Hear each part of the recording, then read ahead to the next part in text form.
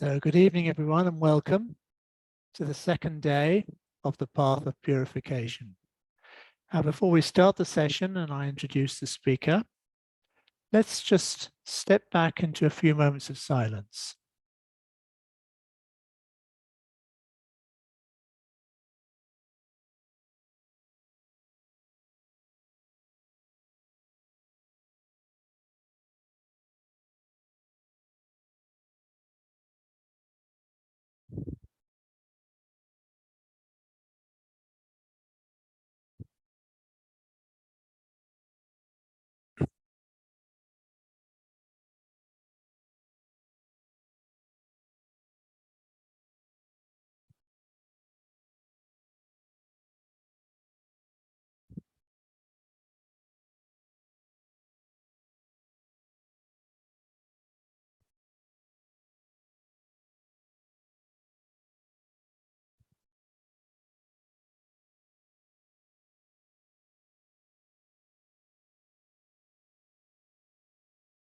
So very warm greetings to you all.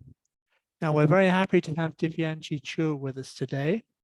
She's co-founder of the Purnam Center for Integrality in Aurobindo, and she's passionate about the evolution of consciousness, building transformational learning communities, experiences, and courses. She's developed and facilitated several cohort-based transformative online courses, including Svadharma, Svadhyaya, Savitri painting, and she is also the leader of the Purnam community with its 450 plus alumni and 20 plus learning labs and practice groups. So there are many paths to purification, and Dr. Alok Pandey beautifully illustrated the path of love as a means of purification. And today's session is about psychic beauty as a path to purification. So we're all very much looking forward to that. So over to you, Divyanshi, and enjoy the session, everyone.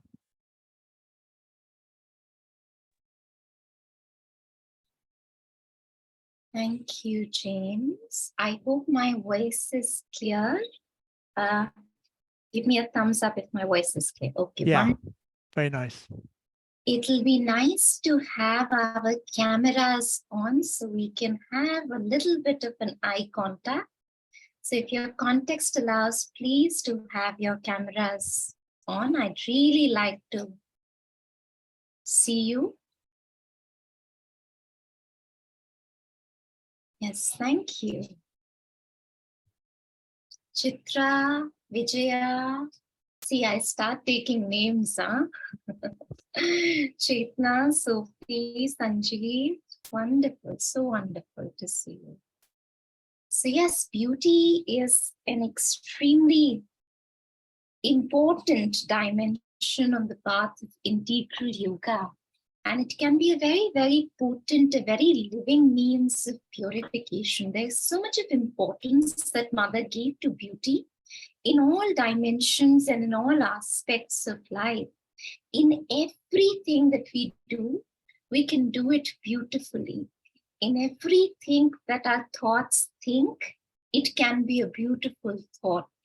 In everything that our hearts feel, it can be a beautiful feeling. In every way that our digestion system digests food, it can be beautiful.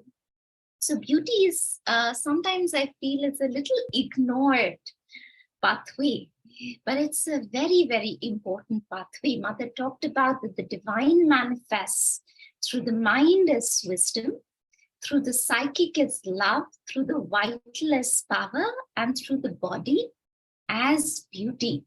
So as important as the path or the aspect of jnana, wisdom, as important as the path of bhakti or devotion and love, as important is the aspect of power and action or karma, is the path of beauty. So today what we are going to be talking about, beauty as a pathway to purification.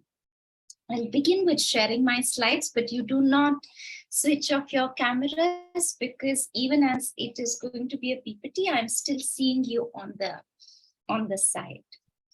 It helps me make that eye contact. So yes, I mean, the first question is why purify?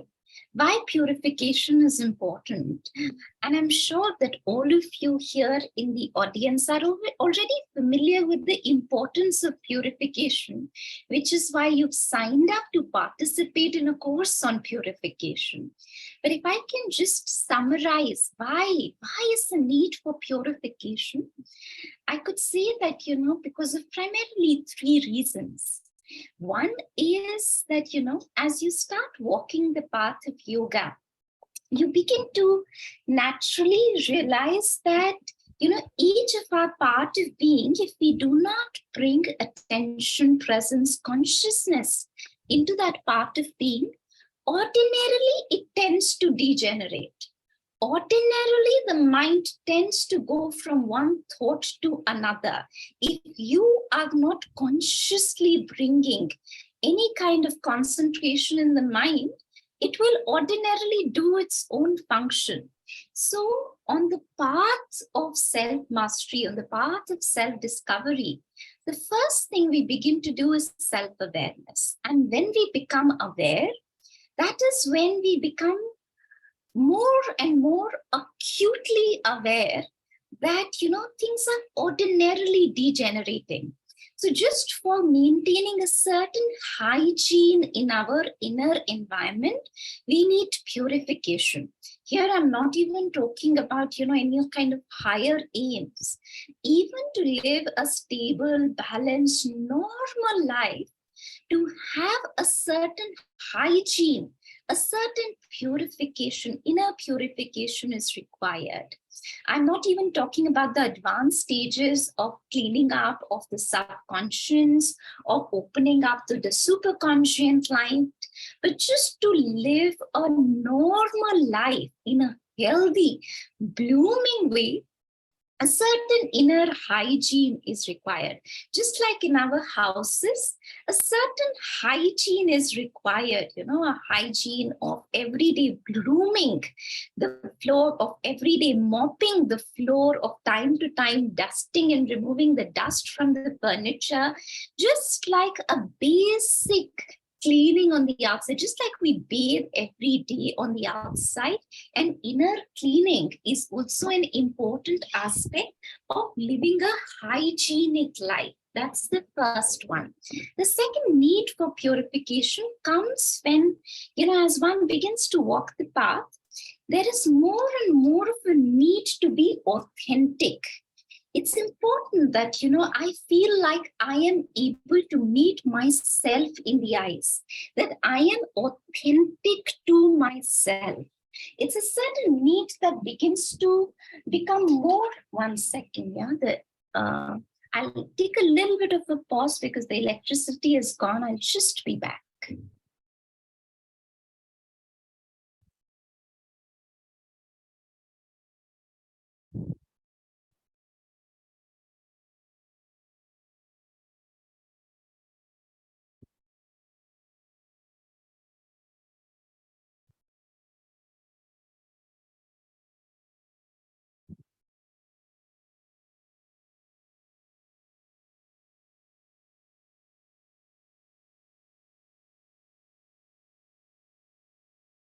Okay, I'm back. So yes, the second necessity comes from the need for authenticity. As one begins to walk the path, it becomes more and more the time authentic. And authentic in very simple words, if I can describe it, it is when, what you see, you are doing.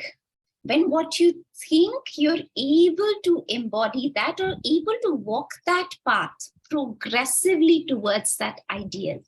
A lot of times we are not made of one part, we're made of different parts of being.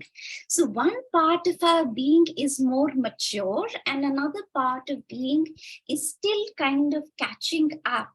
And these contradictions, this fragmented nature of our being becomes more and more visible to us. And that is where the need for authenticity arises. The need that, I am able to have an inner sense of alignment between what I think, what I feel, and what I do. So these are the first two reasons of why purification is important. But third is the most important reason from a yogic perspective. From a yogic perspective, it's not just about hygienic and inner environment, which is an important thing. And it is not just about that I am being authentic, I'm having a consistency between the different parts of being, but because as one begins to experience a certain secret spark within oneself, as one begins to experience a certain sacred presence inside of one's heart, as one begins to feel the presence of the mother inside of oneself, it becomes increasingly more and more painful to carry thoughts and feelings that are not in alignment with the pure radiance of the soul. So it's not because I want to be authentic alone. It's not because there is a certain hygienic inner environment which is required for our daily functioning, for our healthy mental health. It is because there is something in us which is so pure not because of our moral ideals of purity, but because it is so pure by its very nature. It is really otherworldly. It is because it does not belong to this world, because it is made of that eternal spark. And as one begins to welcome that inside of oneself, it becomes more and more painful, say, when one watches mindless stuff. It's not because one should not watch mindless things. It's not because should and should not. It is because one's own being itself feels the pain of going away from the sweet little mother sitting in the heart. So it becomes the soul's necessity to increasingly purify one's parts of being, especially on the path of integral yoga, where the highest aim is not liberation, but transformation, where the bringing of the soul into everyday life is the aim, where remaining like a lotus in the pond into this very world is our aim. That is when we encounter with everyday life forces on a daily basis. We do not have the luxury or the power of being in solitude or in a cave. So one is interacting with life on a daily basis. But at the same time, one has a little lotus which is unaffected by the energies that one is interacting with on a daily basis. And as this lotus in the heart begins to bloom, there is an inner necessity one feels to purify, to be open. It's like Lakshmi comes in a clean environment, in a beautiful house, which is why symbolically temples have a certain rituals of cleaning, of bringing flowers, of bringing beauty, so that one can really welcome the Godhead into the temple.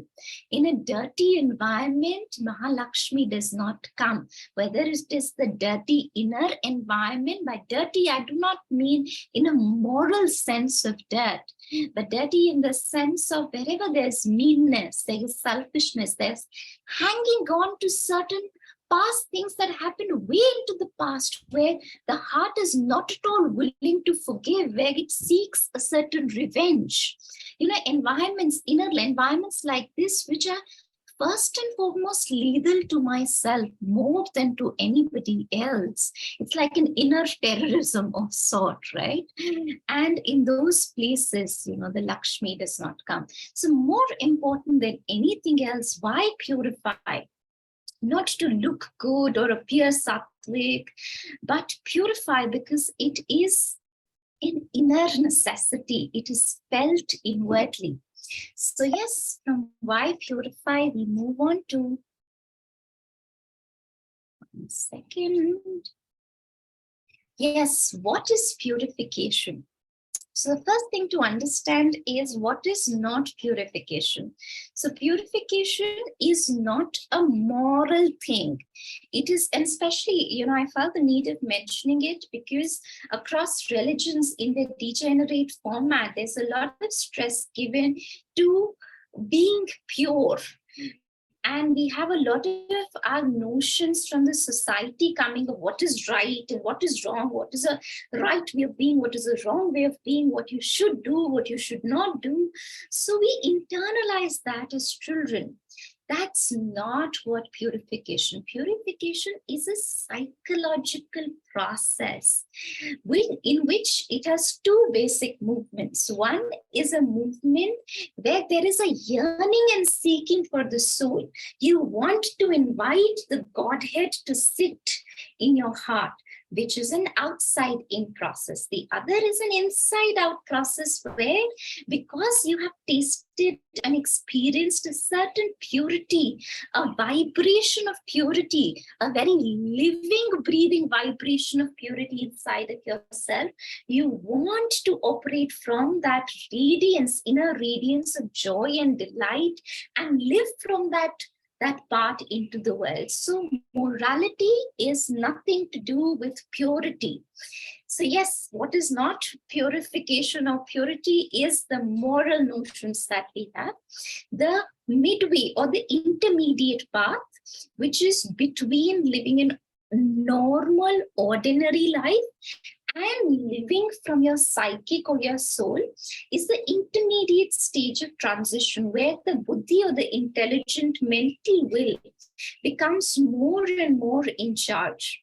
And that is the time where one becomes increasingly inwardly, one begins to increasingly inwardly feel a certain necessity through the power of the mental control to live a more harmonious, beautiful, pure, sattvic life. So that's the intermediate stage where it is through the power of the buddhi or the intelligent will or the mental control that one has a certain inner necessity of living a life of balance and beauty. So with these three definitions of purity and purification, how in this particular talk, I'm going to be concentrating on beauty as a pathway to purification, very specifically psychic beauty as a pathway to purification. But why beauty? Is it not superficial? A lot of people tend to think, and I myself used to tend to think, that beauty is superficial. In fact, one of the very things that, when I consciously came to the spiritual journey was to kind of distance myself from makeup and wearing earrings, because I was like, no, all of this is superficial stuff. And if I've got to live a so-called, spiritual life, then I have to let go of these things. So is beauty not spiritual? Why beauty? Why beauty is important? Next question that arises in the mind is it not just ornamental? Is it not just outer? And then is it not flamboyant? Is it not, taking us away from that inner silence and that inner journey? It's like, in one of the talks by one of the monks, he was talking about that colors take us away from that whiteness of the soul. And I remember going to one of the spiritual retreats, of an ascetic kind, and one of the person talking about that, flowers take us away from our meditative inner nature because, they are calling for attention. So it's not beauty, taking you away from that quieter inner space. These get to be challenges, but this is really far from truth, especially, I'm sure many of you are well aware and deeply aware of the fact how Mother has given spiritual significances to the different flowers, and how flowers themselves, instead of taking you away from that quietude and peace and calm of the soul, in fact, it can become such a rich way of entering into the soul. So yes, that is why beauty. 1 second.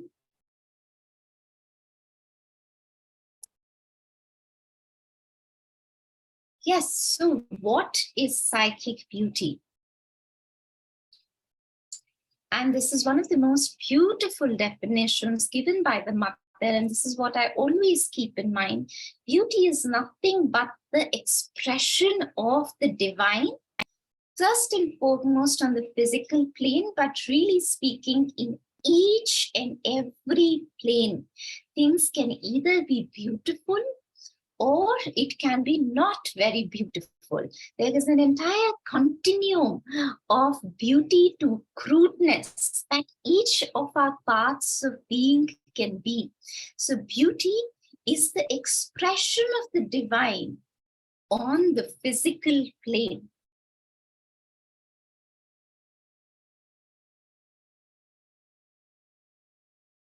And how beauty helps to purify. Just give me a second. Slides look like they're a little bit slower. Just a second.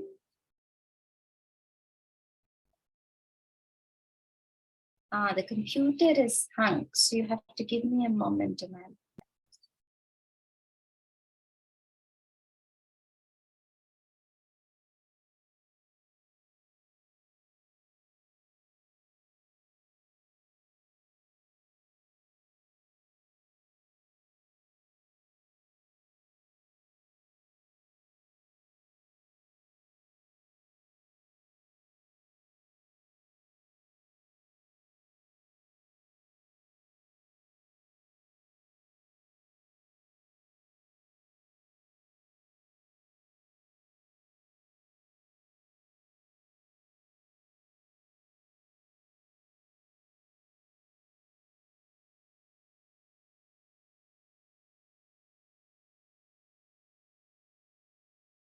Yes, I think we are good now.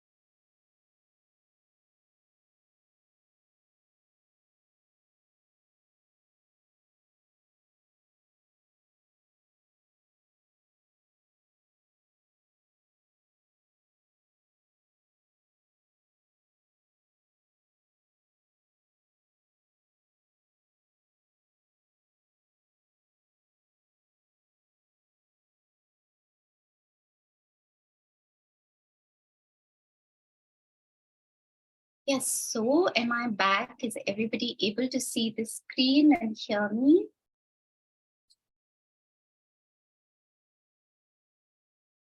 Yeah, we can see the screen, Divyanshi, now. Yeah, Yeah, okay. Okay, I'm so sorry. that's all right. We can hear you as well. Okay, perfect. Thank you. That gives me reassurance. Okay, so how we were on, we did why beauty is a tool for inner purification, and then we did what, and now we are on how beauty helps purify. First of all, there are many, many of these beautiful quotations by the mother, where she speaks about how establishing order around oneself helps to bring order within oneself, to the extent that, she mentions about this dimension or this aspect in the core documents of Aurobindo itself, where, she writes about that it's important that Aurovillians, take up some work, even manual work, and bring a little bit of an order in their environment. It is really, really conducive to sadhana, to inner growth. So to establish order, and order is one of the first steps towards beauty. Bringing order is one of the first steps towards beauty. So to establish order around oneself helps to bring order within oneself. And this is one of the very, very potent practices when you are feeling confused, when you're in doubt. There are times and there are moments in life where you really do not know what to do. And let's say there is a lot of restlessness and there is anxiety, especially during those times before, you get onto journaling or writing a letter to the mother. Sometimes you feel physically a need to sort of express that energy. And what better way to express that energy than through the means of beauty? So to establish order around oneself really helps establish order inside of oneself. And actually, one of the most transformative practices is cleaning the house. Literally, brooming the house, cleaning the cupboards, decluttering the house, especially when they are done intentionally with an intention to purify, they can become extremely conscious activities. It's like you're not just simply mechanically doing the chore of brooming the house. You're inviting a certain conscious energy, and also you're clearing the energy of the little things that stay in our spaces. Spaces also embody energy. Many times, if we are feeling sad, these energies sometimes remain in the atmosphere, which is why it's very important, first of all, to have a robust inner environment, but also to physically, outwardly keep one's surroundings clean. Otherwise, I don't know if you've noticed, if you felt a certain way at a certain spot inside your house, and if in particular you repeatedly feel a certain way on that particular spot inside the house, then that space begins to embody that particular energy.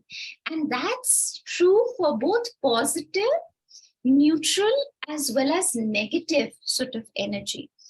Which is why to continuously keeping the space clean, of course, the ultimate solution to this is to live from the soul, to live from the radiant joy of the soul. But we all, in our journey of yoga, sometimes, we tend to fall into certain, fear or certain anxiety or certain restlessness. And it's very important to clear the space energetically. And beauty really, really helps clear that inner and outer space energetically. So the first reason is simply, and first means is to simply sort of bring order, simple order. I'm not even talking about anything artsy. And yes, like the mother says that, as organized is your drawer, so are you.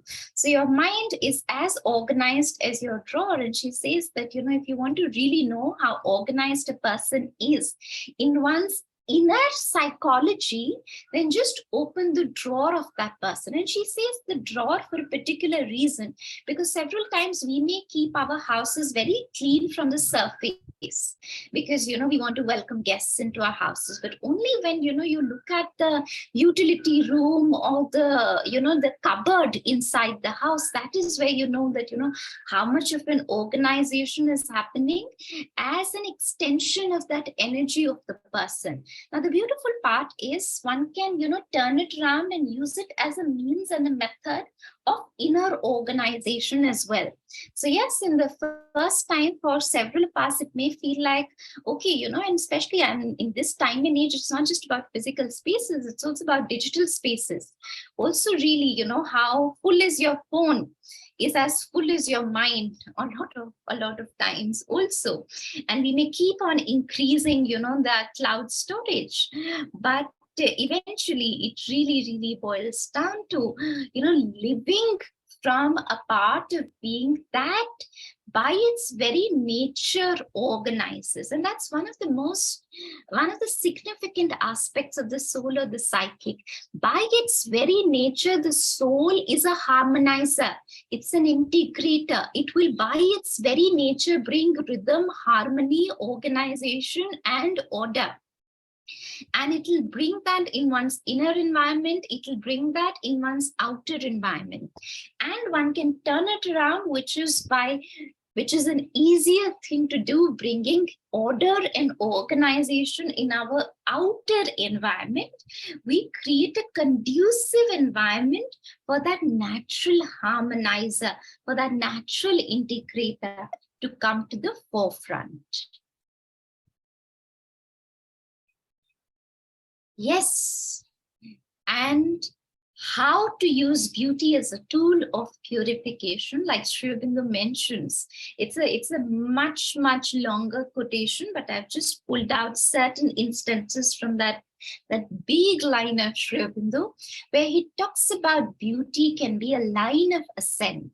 So bringing beauty, and beauty on the outside, especially if it is of a spiritual substance and being. So all beauty and all art from a spiritual perspective is not equal. So it's not about any and every beauty. It is not about any and every kind of splash of color. It is of beauty that is in particular of a spiritual substance and being, has the impact of an ascent inside of us. When it's felt by the heart, when it's experienced by the mind, when it's realized by our life energy, it becomes our line of ascent on the yogic path. So yes, with that, we come to two important characteristics of beauty. The first important characteristic of beauty is rhythm. Now, if you notice very carefully, when you bring rhythm to prose, when you bring rhythm to writing, it becomes poetry. Similarly, when you bring rhythm to sound, it becomes music. And when you bring rhythm to movement, it becomes dance. And there is a natural rhythm to everything actually in life. Everything is a rhythm. Everything has a cycle. If you look at the cycle of day and night, if you look at the cycles of the different seasons, if you look at the cycle of the waxing and the waning moon, the moon cycle, there is a rhythm in nature.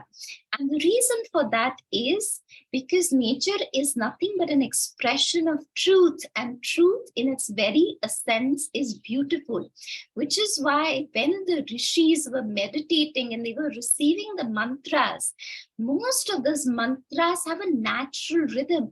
Most of those mantras have been received in the form of poetry. Which is why, one of the famous quotation by Freud, who's a very known psychologist, he says that, everywhere that I've been to, a poet has been there before me. Because poetry and beauty is a way of capturing the truth, which is otherwise very, very difficult to capture.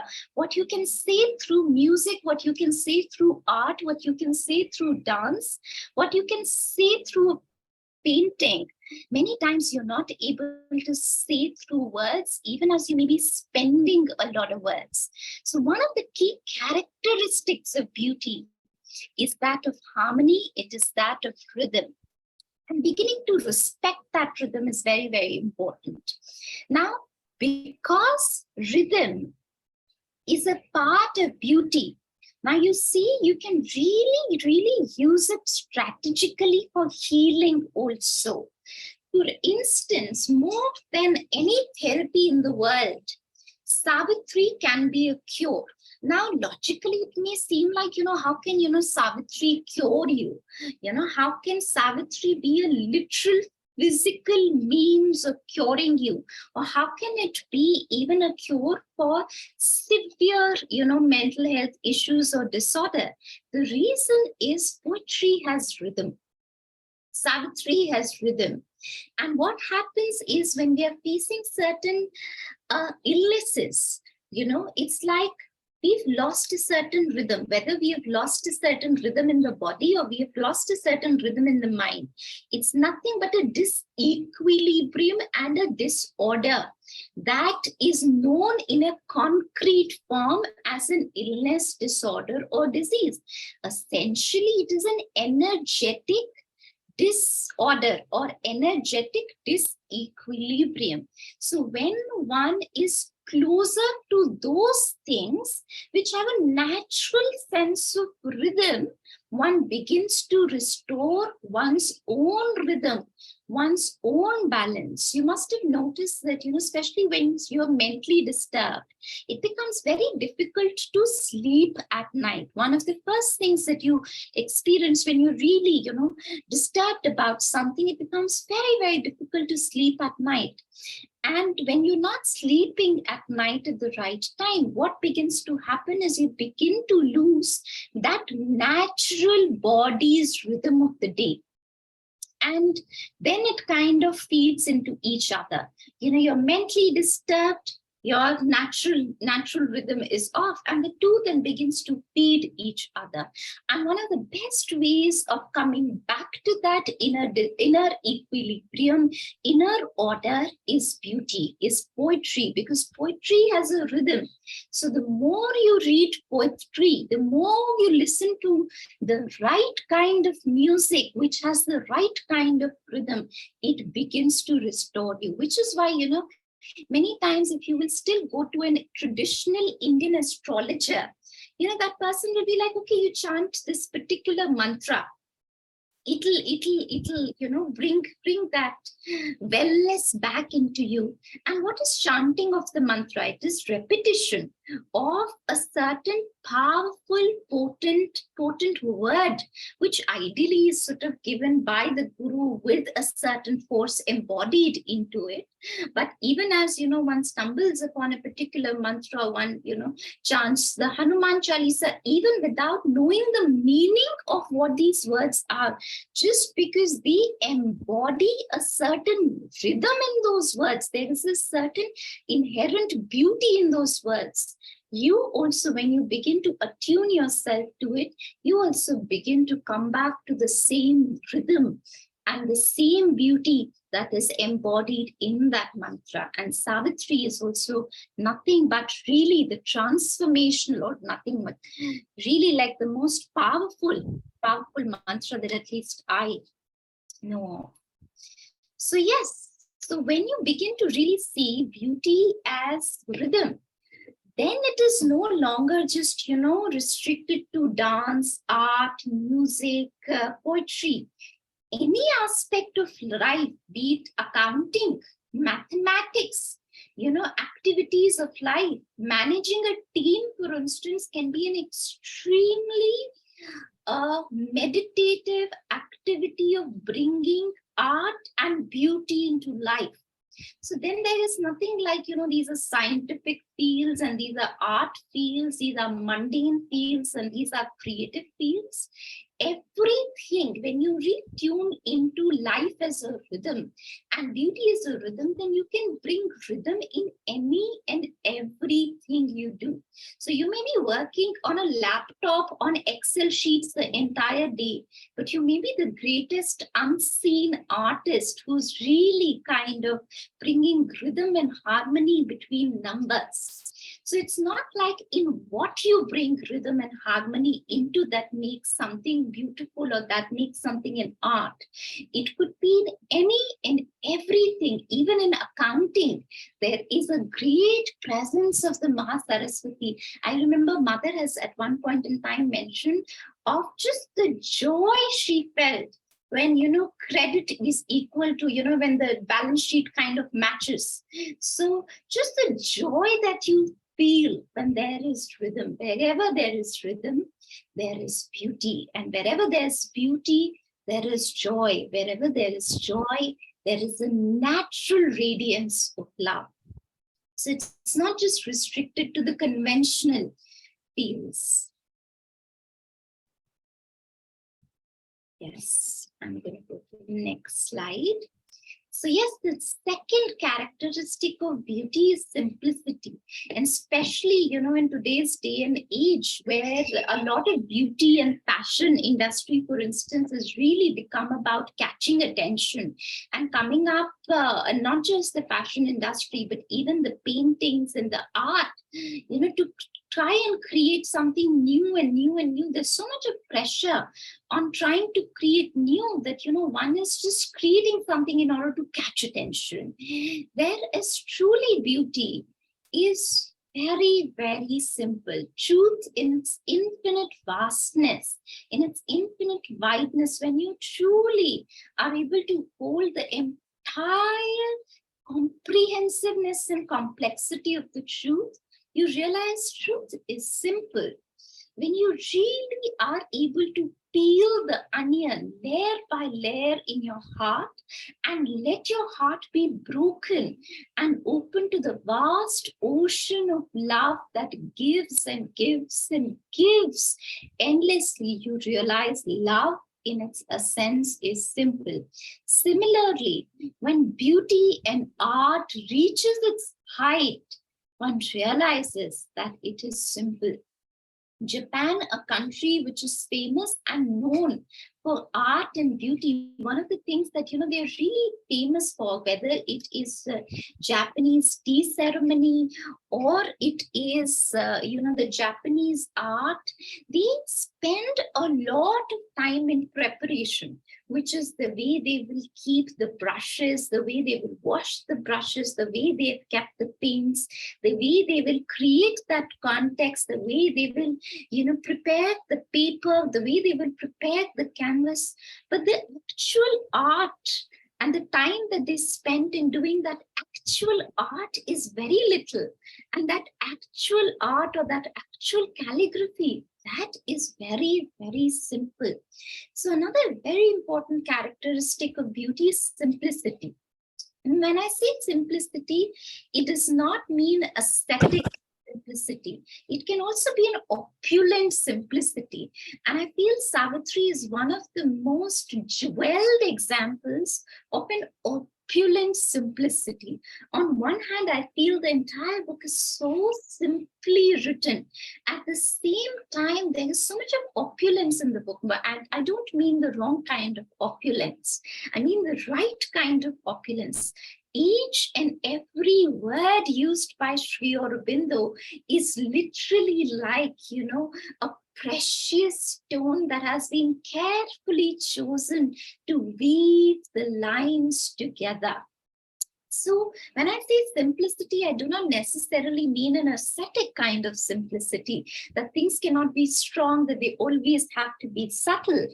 But in its essence, beauty is simple. Life is actually simple, and yoga is also simple. So like I had shared, like these days in fashion and beauty, there's a lot of this need to stand out, to catch attention. And what a lot of art and fashion that, is defining beauty, that is a lot governed by the vitals need to stand out, to capture attention. Whereas truly speaking, the true beauty is nothing to do with, wanting to sort of stand out. And like I said, that simplicity can also be expressed in strength and opulence and not just through subtlety. And yes, what simplicity does is, simplicity, for instance, in the mind, it will always bring clarity. Simplicity in the heart will always bring calm. So beauty, when it's simple, it brings clarity and calm. And simplicity is another important characteristic of beauty. And in fact, actually, Beauty also brings efficiency. Now, this may seem counterintuitive that, how can beauty and simplicity, these finer aspects of life, how can they bring efficiency? Because one of the things that simplicity and beauty does, it cuts off all the clutter. I'm talking about true beauty. True beauty cuts off all the clutter, all that is not necessary. It makes you declutter. So beauty is sometimes not just about adding more and more elements. Many times beauty is about this ability to remove more and more elements for the true beauty to stand out and shine in its true radiance. And that is what brings that sense of progress and efficiency. And beauty as simplicity creates an inner emptiness, and emptiness is a prerequisite for Krishna to play you as the flute. The ultimate aim of psychic beauty as a pathway to purification is to become empty like a flute, to be played by the divine presence, to be played by Krishna. Now I'm from here onwards going to get into a little bit of practical things of how to begin. First of all is this very simple thing of cleanliness, decluttering, and hygiene. Traditionally, Sundays, for instance, families used to have the Sunday cleaning routines of children also, engaging in cleaning. In India, we have the festival of Diwali, which when I was growing up, it used to be a lot about the family coming together to clear the atmosphere of the home 1 month before Diwali, so that we can welcome the idol Lakshmi into our houses. We understood Lakshmi as basically money, and that is what was, motivating the entire society. But at least, there was an in detail cleaning. Deepavali was not about shopping and getting more new things into the house. It was in many ways about cleaning the house, clearing old energies to the extent that, if you have an old notebook, then some pages that are no longer useful, you put those pages for recycle and you keep the new pages. You go through your wardrobe and see that, which are the clothes that I haven't been wearing in the last 3 months, and if I haven't been wearing, then you donate, right? So bringing that hygiene, decluttering, and cleanliness, that's the very basic kind of beauty where we can really, really start. And then, of course, nature and flowers as an incredibly potent, living, breathing way. It's one of the most beautiful gifts given by the divine to humanity to progress. It's an under-tapped resource. It's like all the enlightenment you need is in a flower. But am I ready to really look into the soul of a flower? And it is one of the most potent ways of purification, of natural purification. You will realize that, the more you're able to appreciate nature, the more naturally you become purified. There's a particular quotation by Aurobindo wherein he says that those who are still able to naturally appreciate nature and flowers and the naturally occurring beauty are still left untouched by the dangers and the degeneration of the modern civilization. So really, being in nature, whether it is, under the night sky or the sunrise, or just looking at a flower or making a flower mandala or walking on the grass, whatever is possible for you, nature is a cleansing, purifying tool available to you. Even, bathing, even putting your feet in warm water, even putting your feet in water. If you have a little bit of a natural pond or a water body around, it could be if you are lucky to have an ocean or the sea, or even if it's a little pond or a lake or a river to which you're able to go to. These are like,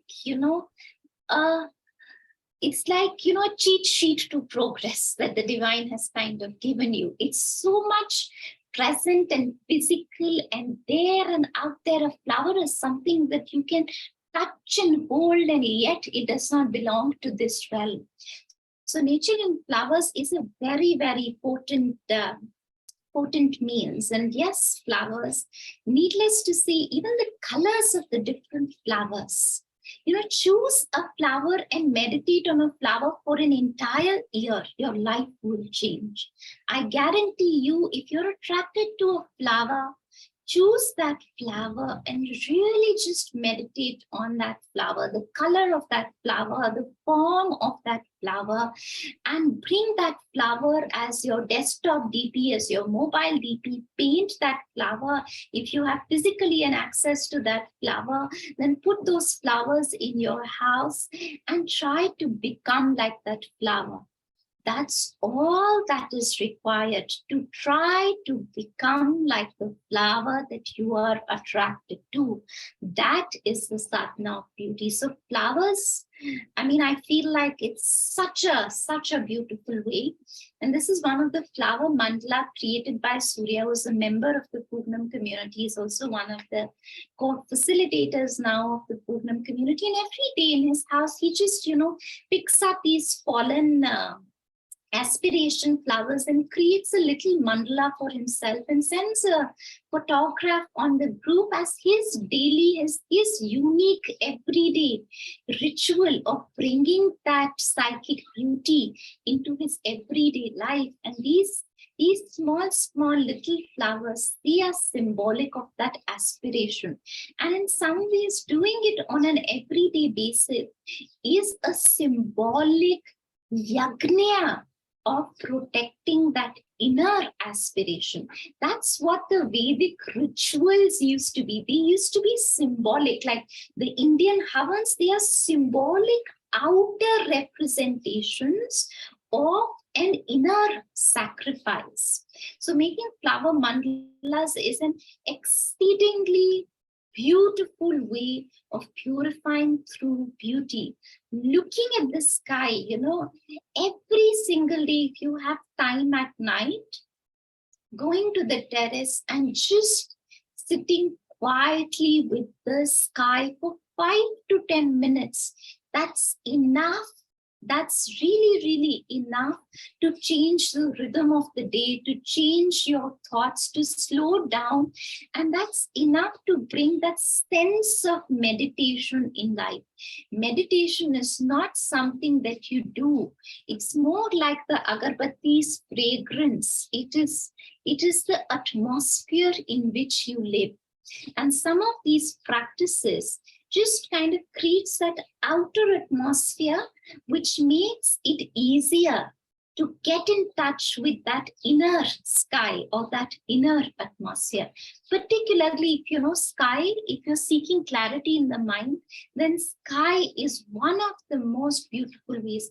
Particularly also if you're feeling really stuck or narrow in your ego, then also sky is one of the most potent ways of meditating that can really help you expand and widen. So sky is extremely useful if you're aiming for expansion and wideness of being. And then of course, if you're an early riser, to enjoy the silence of the dawn and the sunrise, and also the sunset. If you've noticed, of course, you know, first of all, the colors during the sunset are extremely beautiful. I haven't put a right image, and it's very difficult to capture those colors. But in the Matrimande, you see those colors, which is just like mind-boggling to see that lightish pink, that purple in the sky, and you can really hear the nature aspiring when the sun sets. There is a natural self-giving. It's like the plants are falling into a sleep during sunset, and they're beginning to give themselves to the divine and enter into the Satchit Ananda of the flowers, of the plants. So it's that time, which is a very ideal time to commune with nature. So yes, sunset as a beautiful, beautiful way of connecting. And yes, then art is for all. Art is not for the artists. Art is for all. Actually, keeping yourself on mute itself, repeat after me. Art is for all. Art is not just for the artists. Art is for all. One of the biggest misconceptions many of us have, especially I've seen a lot of men have, a lot of boys have, they don't think that art is for me. No, art needs to be democratized. It needs to become for all. It is not something which is meant for musicians, for dancers, for artists. I mean, there is a space for that also. But art is one of the most potent, living, breathing ways of your inner journey. Like I was saying, what you can talk through a painting, you cannot journal in words. So it's very important that you begin to connect to these non-verbal ways of expression of energy to be able to map the movements of one's soul. So yes, I mean, dance is a beautiful, beautiful way of expression. And it's a particularly beautiful way of expression if, you're called towards the path of bhakti. And, dance is nothing but an expression of that love, which just, it's such an overwhelming love that you feel in your heart that you cannot resist but let that flow through your body. That is what is dance, and that is what makes dance beautiful. It's not necessarily, doing the lines properly. Those are also important aspect of perfecting the dance form. But what really makes a dance form is when you have so much of love in your heart and it's oozing that you just want to rotate like the Sufi dancer or really dance like Meera for Krishna.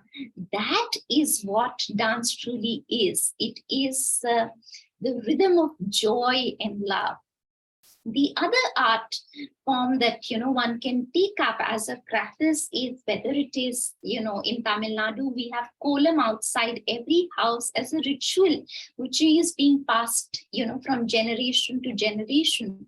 A lot of people have lost the significance of these beautiful kolams, but they are extremely potent methods of connecting, and connecting particularly with the feminine energies, which is why the different devis, they have the different yantras. So for instance, if one wants to connect with the energy of Saraswati, which is the energy of perfection, which is the energy of a soft love, which is the energy of a counselor, of a teacher, which is the energy of a mother who takes care of the detailed needs of you, then you begin to simply just drawing the Saraswati yantra itself, provided you are doing it with that intentionality, has its own impact. These forms, particularly yantras, these are extremely scientific forms in a certain sense of representing the intangible or the infinite into a particular form. There is a reason why, for instance, in this column that you see, and actually in both the column, in the mandala as well as the column that you see in the background, there is a uni at the center, which is a Vesica Pisces, which is the origination of the entire life. So these are symbols and very powerful and potent symbols. Even as some of you may not be interested in intellectually studying about it, even if you just energetically do it with your hands, it makes a difference. And actually today modern science is also stumbling upon the same thing. If you see that in a lot of art for self-healing courses, they're talking about making mandalas, which is a circular form, helps you organize your consciousness. They're talking about zentangles to be able to release your anxiety. It's that same thing expressed in a deeper way. But yes, take on to an art form. Art is really for all. And painting and Savitri painting, which is one of our flagship courses, that was that was also the intention behind Savitri painting. Savitri, on one hand, the most potent mantra known for the transformation of the future, and painting, which is just the bathing in colors and the joyful expression of colors, marrying each other, is an extremely potent way of being guided on the path. So painting is another art form that you can take up without in the beginning caring the least of bringing perfection into art. Before, trying to bring in outer perfection into the art, look at the inner perfection into the art. Which part of my being is expressing itself on paper? And how can I enable a deeper and deeper and deeper part to express itself? And art very naturally brings, needless to say, rhythm, joy. It also brings love. Actually, it's also, that's why art has been such a potent way on the Bhakti Yoga marker. Always that's why the temples have been very beautiful. The Bhakti, everybody on the Bhakti Yoga marker have been so attracted to the aspect of beauty. And even just the description of, say, Radharani's beauty as a part of our folklores, right? So love and beauty and joy, these are the triad of sort. They go together. Delight, love, and beauty, they go together. It's like one single thing has three different names: joy, love, and beauty. And of course, it helps you refine your senses, and Mother has spoken about it over and over again, that refining senses is a much better way of overcoming the biggest obstacle on the path of purification, which is desire. And desire is nothing but a distorted version of the will to delight of the soul. So desire is the chief obstacle to purification, and refinement of the senses is an infinitely more powerful way of fundamentally transforming this very force of desire. And beauty is one of the most beautiful way of refining of the senses, whether it is through conscious eating or it is through decluttering and creating beautiful spaces. But refinement of the senses is one of the beautiful gifts that art brings. And then, of course, self-expression, which is also important. There are times when it's not about, bringing the most beautiful part of you on paper, but rather about letting go of a certain energy which is bothering you, and then perhaps even, offering that paper to the sacred fire, literally to the physical sacred fire, to allow that purification, that inner purification, to symbolically happen. And yes, everyday life activities can be a sacred act of purification. Cooking, for instance, can be an extremely potent means of purification. Cooking is an art. Now I am really, running out of time. It's 6:30 already, so I'm going to be really going fast with the slides. But yes, everyday life activities such as cooking can be, especially when cooking is done in silence. And Mother has really spoken about it. In cooking, in food, the thing that matters the most, it's not the ingredients. It is the consciousness. And if in the environment where cooking is happening, there is tension, turmoil, bickering, argument happening, then it enters the food. So cooking in silence and really enjoying the colors of the beetroot and the carrot and the capsicums is one of the most beautiful ways of purification. And then, of course, setting up of the table. So if you're not into cooking, somebody else has cooked the food, you can still set up the table. And setting up of the table is another beautiful way of bringing beauty into the environment. A lot of times we feel that food is only to do with taste. No, food is to do with all the senses, and it begins with the first sense, which is the visual sense. Anything that looks beautiful automatically becomes appetizing for the being. And to truly enjoy food is very different than hogging on food. And that's the journey in yoga that we are trying to trying to make. And bathing is extremely important, particularly if you're having trouble to sleep at night. Bathing before going to sleep, and in any case, bathing twice a day, in the morning as well as before going to sleep. The reason why it's important to bathe before going to sleep is because sleep is 1/3 of your life, and it's 1/3 of your yoga. And you're entering into the 1/3 phase of your yoga, which is more or less for most people unconscious. So at least through bathing and consciously bathing, you're releasing the energies that have come to you through the day, so that you can enter the 1/3 phase of yoga, which is not a phase where you're consciously in charge of your life, that at least the energies that have been collected during the day, they are not just, outflowing themselves into the sleep. And, Mother has often spoken about the progress made during the day can be completely dismantled if the sleep is not conscious. But sleep is a topic for another day, but bathing is an extremely powerful method of purification. And then, of course, clothing as a means of self-expression. Many times we wear clothing because this is in fashion, or that is in fashion, or somebody gifted us this, or this looks good on me. But this is something that I learned from Neil J, one of the senior sadhaks in Sri Aurobindo Ashram.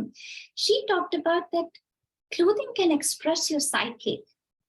And it in the beginning, it really took me some time to really digest that, something that I at that time really understood as something very superficial, a choice. She said that can really express your deepest core. And then, I've been on a journey, and I'm still on a journey in terms of which are the colors that I'm picking up, what is the softness of the clothes that I'm picking up. And, these are small little details in life in which one can begin to bring consciousness and make it it's not just any random piece of clothing, but an expression of one's consciousness. And then, of course, inner beauty. And one of the very simple ways of bringing inner beauty is, a lot of times we get into analysis and self-analysis in the name of self-reflection. And we wonder, whether this is true or false. And I remember one time this very senior sadhak, he asked me this question. He said, it doesn't matter whether this is true or not, or whether it is fair or not. Stop thinking what is true, what is fair. Start thinking whether this feeling you're having, is it a beautiful feeling? I said, no, this is not a beautiful feeling.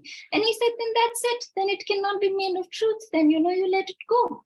And similarly, a thought, many times, we hang on to a certain thought, trying to figure out whether it's true or not, whether it's just or unjust.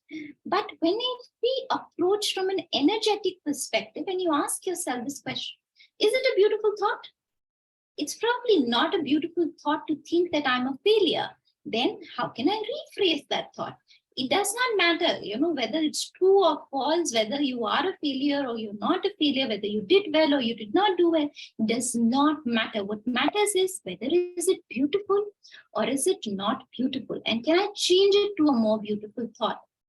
Similarly, in feelings also, is this feeling a beautiful? It's not about, whether being angry is a correct thing to do or an incorrect thing to do. In fact, anger and frustration and irritation many times come in order to tell us that there is some aspiration or need that we are ignoring, and that we need to pay attention to that part of our being. And if we are able to separate that need and aspiration from the bad will and the force that comes with it, then anger can be an extremely useful tool to actually progress on the path. But it requires a high level of discernment to be able to say, this is force, this is bad will, this is need. And these are the three things which are involved in making anger. So anger is not like, it's not a beautiful, it's a bad thing. It's not a moral judgment on anger. But you begin to ask yourself, it's not about whether that person did the right thing or the wrong thing, because we tend to argue the person did the wrong thing, so I have a right to be angry. Yes, you have a right to be angry, but your heart and your inner space is a sacred space in which you want to keep beautiful things. And is anger beautiful enough for you to keep it? Not because if it is right for you to get angry or wrong for you to get angry, it doesn't matter. It's not about morality, it's about beauty and psychic beauty. And then, of course, beautiful sensations through things like, walking on the grass. And yes, even, eating a simple mango in the summer can be a beautiful way of refinement of the senses. And beginning with just appreciating nature for the abundance and the bounty that the nature has given, to the color of the mango, to the sweetness of the mango, to its service and self-giving of the mango.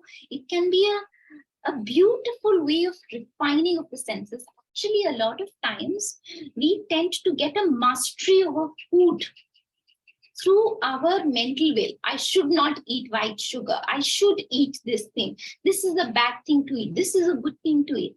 And it will do us infinitely more good if we learn how to enjoy in moderation, rather than being like, okay, I don't want to, this is bad, and then this is good. It's not about morality as much as it is about a psychological process of refinement.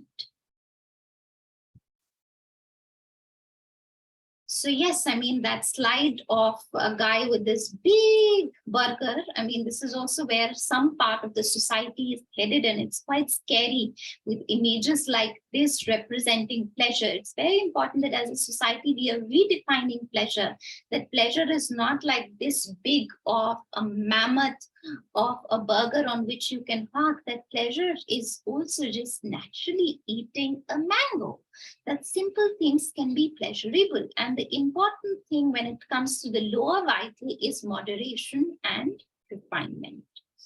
And then, the example of the Japanese tea ceremony, which is just the aspect of drinking tea itself, can be a meditation. The way the tea is prepared, the way the table is set is with such fineness and simplicity and beauty that this itself, the very act of drinking tea, which sometimes can be, it's like the householder's addiction of sort, right?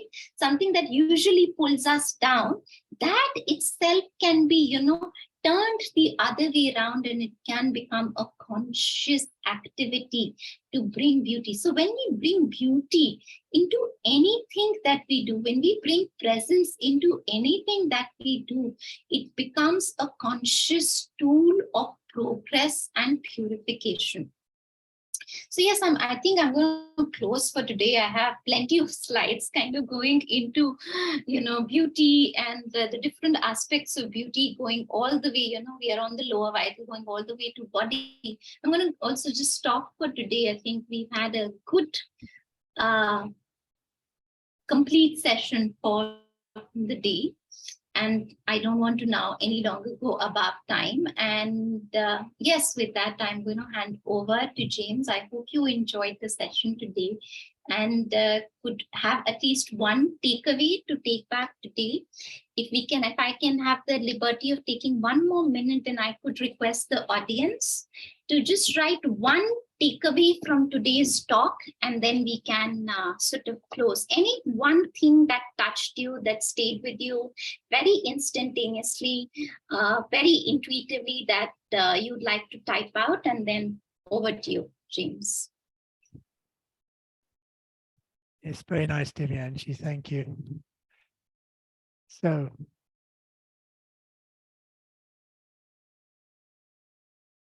if you'd like to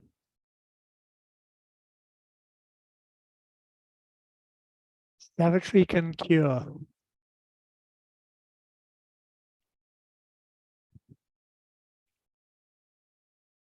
Beauty is about simplicity.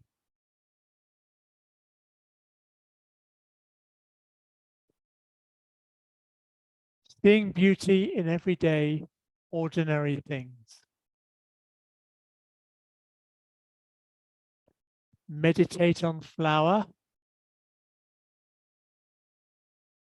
Savagery is a way to purify our inner being. Art is for everybody.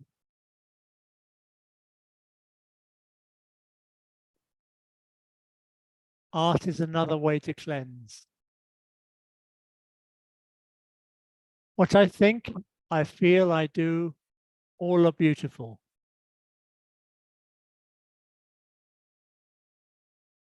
Beauty in everyday life is spirituality. Live beautifully. Purify, beautify one's surrounding. Beautiful. Beauty as a signature of divinity. Cleaning the house can be a meditation. Declutter is also beauty. So there we are, Divyanshi. It's quite a selection, isn't it? Very nice.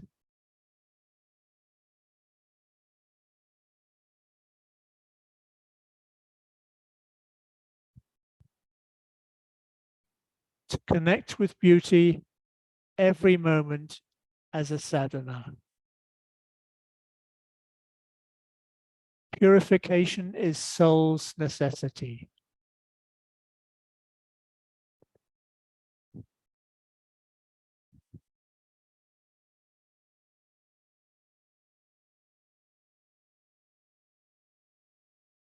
So on that point, I'll leave you all.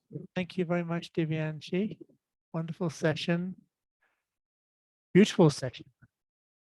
And until tomorrow, everyone. Wish you all a pleasant evening, a pleasant day, and cling to beauty, everyone. Thank you so much, Divyanshi. Beautiful, beautiful session. Thank you, Divyanshi. Lot of takeaways. Yes. Thank you. Thank you, James. Bye, everyone. Thank you, Yeah, Divyanshi. see you.